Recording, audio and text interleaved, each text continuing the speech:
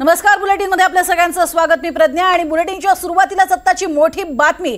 आगामी निवडणुकांसंदर्भात सर्वोच्च न्यायालयाने आज अतिशय महत्त्वाचा निकाल दिलाय।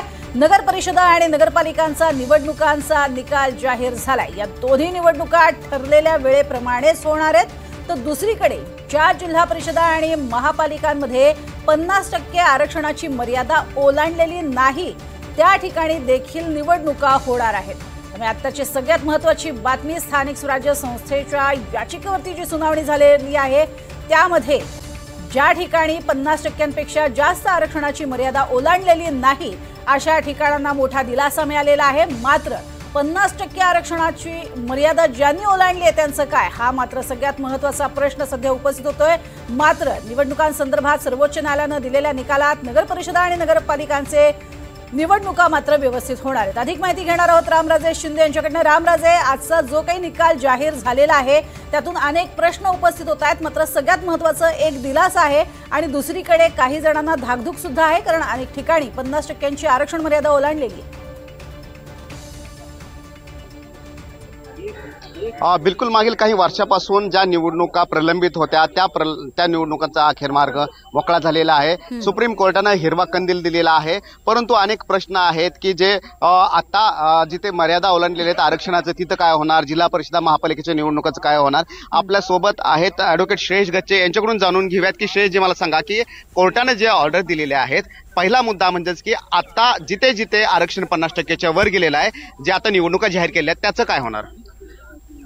आता राहुल रमेश वाघची सुनावणी ऍडजन झालेली आहे। त्यातले की टेकअवेज असे आहेत की जिथे जिथे स्थानिक स्वराज्य संस्थेच्या निवडणुका ज्या आहेत त्या सुरळीत शेड्यूल जसा डिक्लेअर होता त्याच शेड्यूल प्रमाणे त्या निवडणुका कॅरी ऑन करण्याचे सुप्रीम कोर्टाचे आदेश आलेले आहेत। हा पहिला मुद्दा। दुसरा, जिथे 50%ची मर्यादा ओलांडली जाते, ठीक आहे, त्या 50%ची जी मर्यादा ओलांडली जाते त्यांचा जोही निकाल राहील तो subject to outcome of these petitions राहणार आहे।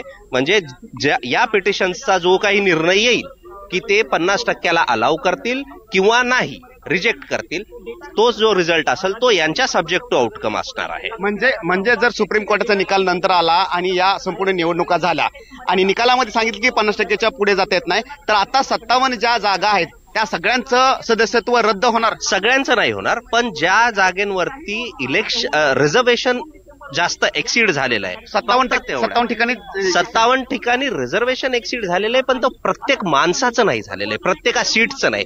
जेवढ्या सीट्स इन एक्सेस असतील त्या डिस्क्वालिफाय होणार, त्या डिस्क्वालिफाय होणार। दुसरा प्रश्न असा आहे की जिल्हा परिषद आणि महापालिकेमध्ये सुद्धा ही मर्यादा असणार आहे का, आणि त्या पण वेळेमध्ये निवडणुका होतील का। जिल्हा परिषद आणि महानगरपालिका, नगरपंचायत, पंचायत समिती ह्या प्रत्येक निवडणूक जी आहे ती जशी ठरवल्या गेल्याप्रमाणे आहे तशाच प्रमाणे कंडक्ट होणार आहेत आणि एव्हरी निवडणूक is going to be the subject to the outcome of these petitions. बरं, बाकी 21 तारखेला जी सुनावणी आहे ती कशावर होणार आहे। 21 तारखेला एक 3 जजेसचं बेंच कॉन्स्टिट्यूट होणार आहे आणि त्यावरती जी राहुल रमेश वाघ मध्ये दोन गोष्टी याच्यात घ्या, एक तर कृष्णमूर्तींचं जजमेंट आणि सेकंडली बंतिया कमिशन, या दोन गोष्टींचा वरचा आउटकम जे आहे ते त्या सुनावणीत डिबेट होणार आहे। कृष्णमूर्ती जजमेंट सांगतं की 50%च्या वर रिझर्वेशन जाऊ द्यायचं नाही, आणि बांटिया कमिशन म्हणतं की राज्यानुसार जिल्ह्यानुसार पॉप्युलेशननुसार जिथे पॉप्युलेशन जास्त आहे,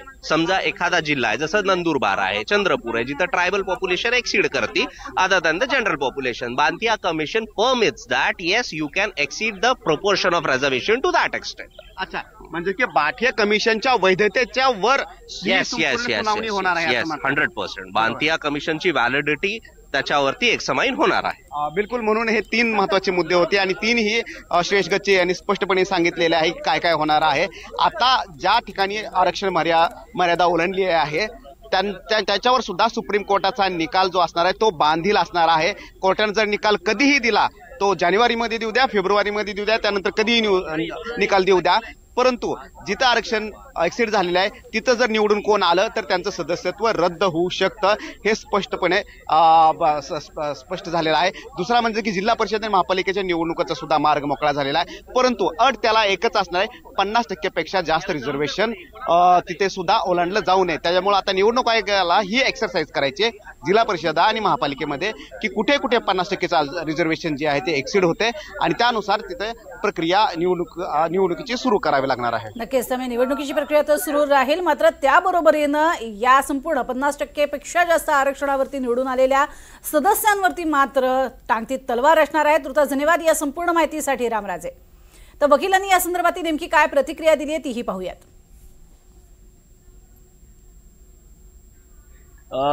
सगळ्या निवडणुका ज्या आहेत महानगरपालिकेच्या त्याच्यात फक्त 2 महानगरपालिका ह्या 50% मर्यादा ओलांडतात, नागपूर आणि चंद्रपूर. जेव्हा हे सर्वोच्च न्यायालयाच्या लक्षात आलं बाकी ठिकाणी ती ओलांडल्या जात नाही. जिल्हा परिषद आणि पंचायत समित्यांमध्ये सुद्धा 50% आरक्षणाची मर्यादा ठेवूनच निवडणुका नोटिफाय करायला लागतील जर करायच्या असतील तर. आणि जो प्रोग्राम सुरू आहे त्यात मात्र जे दिलंय तसंच आरक्षण राहील. जिल्हा परिषद आणि महानगरपालिकामध्ये जर पुढे गेले तर कोर्ट असंही म्हणालं की आमच्या त्या निर्णयाला ते देखील बांधील असतील. ज्या निवडणुका पुढे गेलेल्या आहेत त्या 57च्या बाबतीमध्ये जो निकाल 21 जानेवारी येईल आहे त्यावर या उमेदवारांचं भवितव्य ठरेल. 57 मध्ये समजा तिथे आरक्षणाचे जास्त जसं तू म्हटलंय की 57 ठिकाणी आरक्षण जास्त आहे, अशा वेळी त्यांच्या विरोधात निकाल आला तर त्यांचं सदस्य जाऊ शकतं. निश्चितच जर समजा त्यांचं विरुद्ध निकाल आला तर मग त्यांचं पद जाऊ शकतं. मात्र सद्यस्थितीमध्ये 21 जानेवारीला काय निकाल येतो यावर ते सर्वस्वी अवलंबून असेल.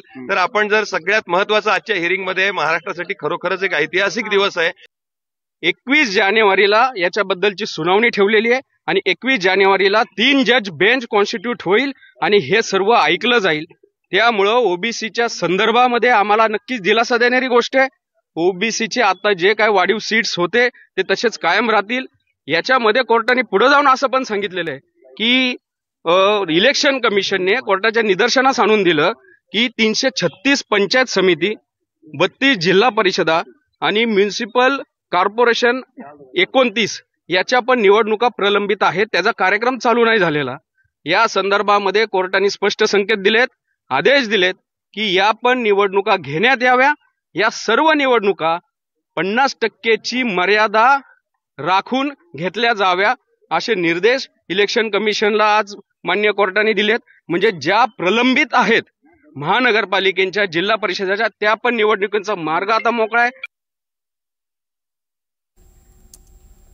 एकंदरीत मी गेल्या 1 महिन्यापासून जी लढाई लढत होतो त्याच्यामध्ये संमिश्र यश मिळालेलं आहे. फार काही जास्त मोठं यश मिळालेलं नाही.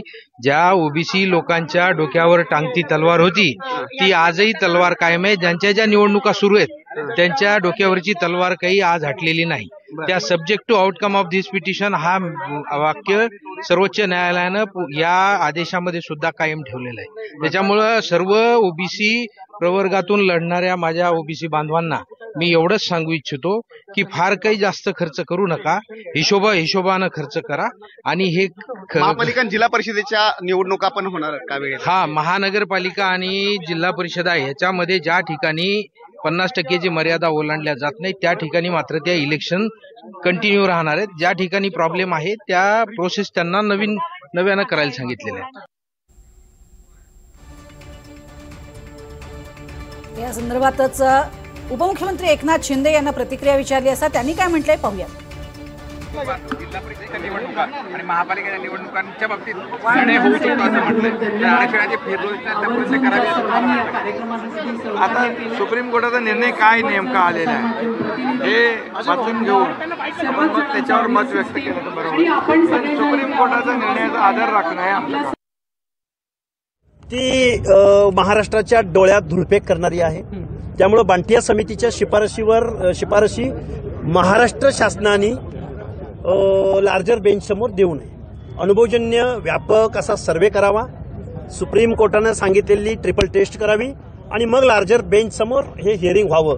आणि आत्ता जो सन्मान्य न्यायालयानं जो निर्णय घेतलेला आहे या निर्णयाचं तमाम महाराष्ट्रातल्या ओबीसी, बीजेएनटी, एसबीसी बांधवांच्या वतीनं या निर्णयाचं स्वागत करतो. त्याचं कारण असं आहे की लोकल बॉडीजमध्ये ओबीसींच्या सहभागाशिवाय जो निवडणुका घेण्याचा किंवा याच्या पाठीमागेही ओबीसी आरक्षणाशिवाय निवडणुका झाल्या. खरं तर ओबीसींचं प्रतिनिधित्व या न्यायालयाच्या निर्णयानं सस्टेन होणार आहे. त्यामुळं सर्वोच्च न्यायालयाच्या निर्णयाचं आम्ही सहर्ष स्वागत करतो. हे बघा, जर बांटिया समितीच्या तुटपुंजा माहितीच्या शिफारशीच्या आधारे जर इथं आरक्षण दिलं जाणार असेल तर त्याला आम्ही विरोध केलेला होता. त्यामुळं ज्यावेळी लार्जर बेंच यावर विचार करेल त्यावेळी इथला इम्पेरिकल डेटा पहिल्यांदा शासनाला गोळा करायला लावावा आणि मग यावर सुनावणी व्हावी अशी आमची परत विनंती राहील. धन्यवाद. ढाकेने सुद्धा महत्वाची प्रतिक्रिया दिलेली आहे. सध्या समोर आलेला जो निकाल आहे त्यावरती वेगवेगळ्या प्रतिक्रिया समोर येऊ लागलेल्या आहेत. मात्र निवडणुकांचा मार्ग मोकळा झालेला आहे. सध्या होणाऱ्या ज्या निवडणुका आहेत त्या मात्र अगदी सुरळीत होणार आहेत. यानंतर मात्र ज्या ठिकाणी 50% आरक्षण मर्यादा ओलांडली जाते तिथे मात्र काही महत्त्वाचे प्रश्न हे उपस्थित होत आहेत आणि सध्या जाहीर झालेल्या निवडणुका होणार आहेत. त्यामुळे नगर परिषद आणि नगरपालिकेच्या निवडणुका या होणारच असल्याचं न्यायालयानं स्पष्ट केलेलं आहे. मात्र स्थानिक स्वराज्य संस्थांसंदर्भातला निर्णय आणि त्याबद्दल अजून एक सुनावणी 21 जानेवारीला होईल. या राज्यामध्ये ओबीसीला आरक्षण कशाच्या भरोशावर मिळालं? बाठिया कमिशनच्या. बाठिया कमिशन म्हणजे ट्रिपल टेस्ट पूर्ण केल्याशिवाय ओबीसीला आरक्षण देता येत नाही आणि त्या बाठिया कमिशनच्या वैधतेला या ठिकाणी चॅलेंज झालेलं आहे आणि उद्या बाठिया कमिशनच्या वैधतेला चॅलेंज झाल्याच्या नंतर त्याच्यात जर काही उलटा सुलटा निकाल झाला आणि बाठिया कमिशनचा रिपोर्ट जर कॅन्सल झाला तर त्या अनुषंगानं मिळालेलं आरक्षण कॅन्सल होणार आहे आणि त्या मिळालेल्या आरक्षणाच्या नंतर ओबीसीचे जे सदस्य निवडून येणार आहेत तर ते सुद्धा रद्द होऊ शकतात. अशा पद्धतीची परिस्थिती आज तरी आहे. त्याच्यामुळं आपल्या माध्यमातून मी परत विनंती करतो माझ्या सगळ्या ओबीसी बांधवांना की फार काही जास्त खर्च न करता सोसो पद्धतीनं निवडणूक लढा आणि निवडून या. आल्याच्या नंतर तुमच्या डोक्यावर तलवार कायम राहणार आहे. त्यामुळं जे काही पावलं उचलायचे ते सावध पद्धतीनं टाका आणि हिशोबानं राहा. एवढंच मी या प्रसंगी सांगतो. सावध पावलं टाका. परंतु वाचककर्ते विकास गवळी म्हणतात की 50% न्याय मिळालाय, 50% अजूनही न्याय मिळायचा बाकी आहे. परंतु ओबीसी उमेदवारांची टांगती तलवार तशीच असणार आहे. Cameraman Satyam sir, Ramraj Shinde, NDTV Delhi. आपण बघतोय निवडून आल्यानंतरही टांगती तलवार ही डोक्यावरती कायम राहील अशा स्वरूपाचा अंदाज याचिकाकर्त्यांनी व्यक्त केलेला आहे. जो निकाल लागलेला आहे तो 50% बाजूने लागलाय, मात्र अजून 50% लागायचा आहे असंही त्यांनी म्हटलेलं आहे. त्यामुळे आता जो निकाल लागलेला आहे त्या निकालानंतर काही प्रश्न उपस्थित होत आहेत आणि त्यातून निवडून आलेले जे उमेदवार आहेत त्या उमेदवारांमध्ये जर आरक्षणाची मर्यादा ओलांडणारे काही उमेदवार असतील तर त्यांच्यावरची निवडून आल्यावरती सुद्धा टांगती तलवार कायम राहणार आहे. कारण त्यांच्या जागेवरतीच एक प्रकारे पुन्हा एकदा न्यायालयीन सुनावणी होऊ शकते.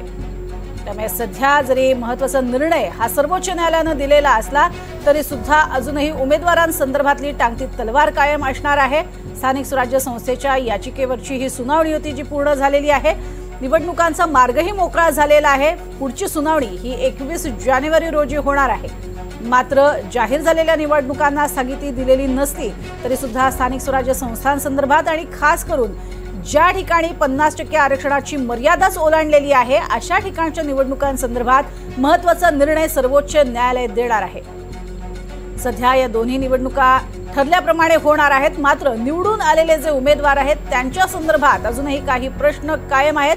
कारण त्यांच्यावरती जर आक्षेप घेतला गेला तर मात्र त्यांच्यावरती टांगती तलवार कायम आहे आणि म्हणूनच याचिकाकर्ते आहेत तेही सांगतायत की जास्त खर्च करू नका, कारण निवडून आल्यानंतर देखील तुमची जागा राहील की नाही याबद्दल खात्री नाही, शाश्वती नाही असं त्यांचं थेट सांगणं आहे. नेमकं वकिलांनी या संदर्भातली काय प्रतिक्रिया दिली आहे सुनावणीनंतर पाहूयात. सगळ्या निवडणुका ज्या आहेत महानगरपालिकेच्या त्याच्यात फक्त 2 महानगरपालिका ह्या 50% मर्यादा ओलांडतात, नागपूर आणि चंद्रपूर. जेव्हा हे सर्वोच्च न्यायालयाच्या लक्षात आलं बाकी ठिकाणी ती ओलांडल्या जात नाही. जिल्हा परिषद आणि पंचायत समित्यांमध्ये सुद्धा 50% आरक्षणाची मर्यादा ठेवूनच निवडणुका नोटिफाय करायला लागतील जर करायच्या असतील तर. आणि जो प्रोग्राम सुरू आहे त्यात मात्र जे दिलंय तसंच आरक्षण राहील.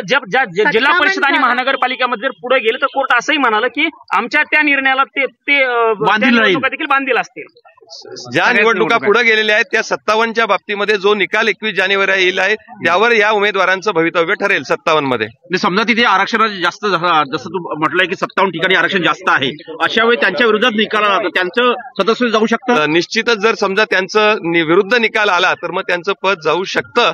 मात्र सद्यस्थितीमध्ये 21 जानेवारीला काय निकाल येतो यावर ते सर्वस्वी अवलंबून असेल. तर आपण जर सगळ्यात महत्वाचं आजच्या हिअरिंगमध्ये महाराष्ट्रासाठी खरोखरच एक ऐतिहासिक दिवस 21 जानेवारीला याच्याबद्दलची सुनावणी ठेवलेली आहे आणि 21 जानेवारीला 3 जज बेंच कॉन्स्टिट्यूट होईल आणि हे सर्व ऐकलं जाईल. त्यामुळं ओबीसीच्या संदर्भामध्ये आम्हाला नक्कीच दिलासा देणारी गोष्ट आहे. ओबीसीचे आता जे काय वाढीव सीट्स होते ते तसेच कायम राहतील. याच्यामध्ये कोर्टाने पुढे जाऊन असं पण सांगितलेलं आहे की इलेक्शन कमिशनने कोर्टाच्या निदर्शनास आणून दिलं की 336 पंचायत समिती, 32 जिल्हा परिषदा आणि म्युनिसिपल कॉर्पोरेशन 29 याच्या पण निवडणुका प्रलंबित आहेत. त्याचा कार्यक्रम चालू नाही झालेला. या संदर्भामध्ये कोर्टाने स्पष्ट संकेत दिलेत, आदेश दिलेत की या पण निवडणुका घेण्यात याव्या. या सर्व निवडणुका 50% मर्यादा राखून घेतल्या जाव्या असे निर्देश इलेक्शन कमिशनला आज मान्य कोर्टाने दिलेत. म्हणजे ज्या प्रलंबित आहेत महानगरपालिकेच्या, जिल्हा परिषदेच्या, त्या पण निवडणुकीचा मार्ग आता मोकळा आहे.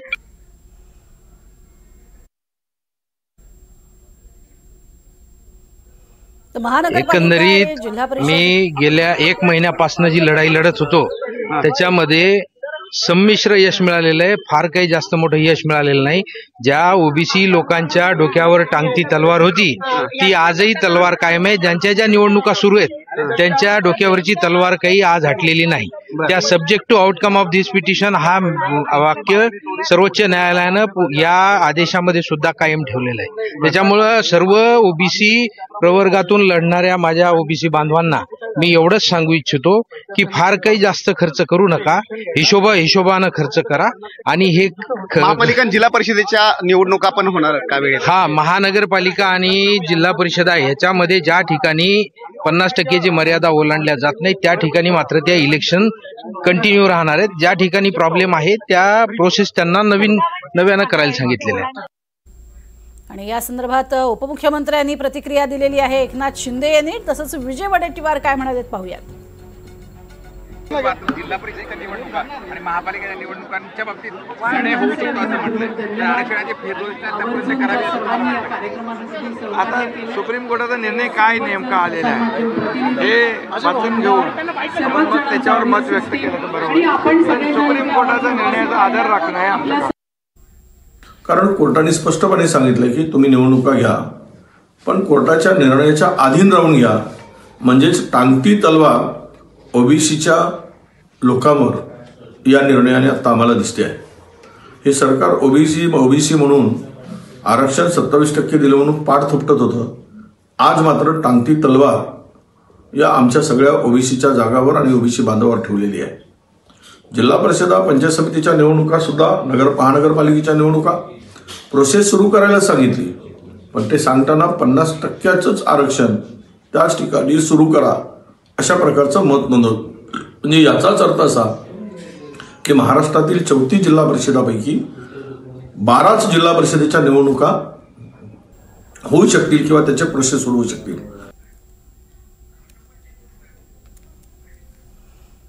आपण बघतोय या प्रतिक्रिया आता समोर येऊ लागलेल्या आहेत. आणि सध्या नगर परिषद, नगरपालिका निवडणुका या होणारच आहेत. त्यामध्ये कोणताही बदल करण्यात येणार नाहीये. आगामी काळातल्या निवडणुका सुद्धा होतील. मात्र ज्या ठिकाणी 50% आरक्षणाची मर्यादा ओलांडण्यात आलेली आहे तिथे मात्र अनेक सवाल हे उपस्थित करण्यात आले. समता परिषद, छगनराव भुजबळ आणि समीर भुजबळ परत आम्ही सगळे आमच्या टीमने या संदर्भामध्ये ओबीसीची बाजू आम्ही मांडली आणि आज यशाची नक्कीच पहिली पायरी मानता येईल. या संदर्भामध्ये आमचं म्हणणं कोर्टाने ऐकलं आणि कोर्टाने सांगितलं की या संदर्भामध्ये 3 जज बेंच कॉन्स्टिट्यूट आम्हाला करावं लागेल. 21 जानेवारीला या संदर्भात सुनावणी ठेवलेली आहे आणि तिथं